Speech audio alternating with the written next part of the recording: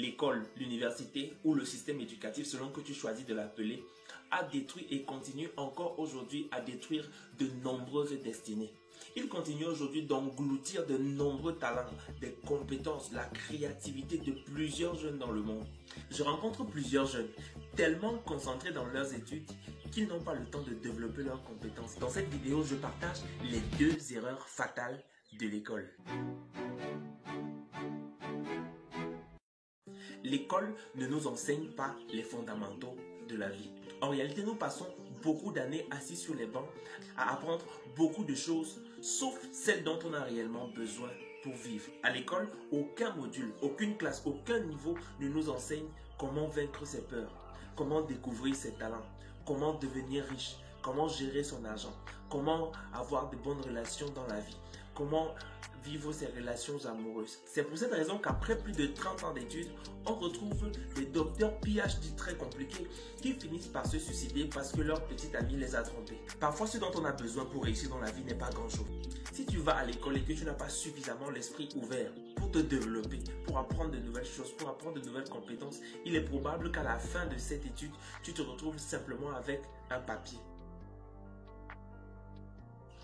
L'école développe la mentalité du conformisme.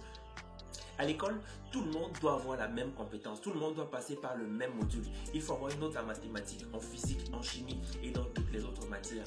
Et quand tu ne parviens pas à avoir une note dans ces domaines, tu es nul.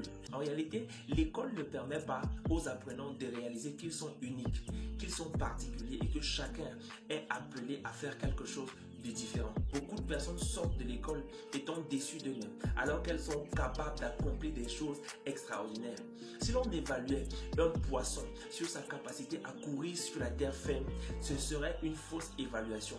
Le poisson devrait être évalué dans sa capacité à nager. Et de la même manière, beaucoup de grands pianistes sont évalués sur leur capacité à écrire une rédaction. Beaucoup de footballeurs sont évalués sur leur capacité à faire de la chimie. Ce n'est pas parce que tes compétences n'entrent pas dans les canaux de l'école que cela veut dire que tu n'es pas un génie. Tu es un génie dans un domaine particulier que tu dois découvrir, que tu dois développer pour faire de l'impact. Les gens qui réussissent dans la vie ne sont pas nécessairement des gens qui ont fait de longues études. Parfois, ce sont des gens qui ne sont pas allés très loin à l'école, mais qui ont découvert quelque chose qu'ils possédaient, qui l'ont développé et qui ont commencé à employer même les gens qui sont allés à l'école et qui ont atteint les niveaux les plus élevés. Ceci voudrait-il dire que l'école est inutile? La réponse est certainement non. Va à l'école, mais pendant que tu y vas, sois suffisamment ouvert pour pouvoir développer tes compétences.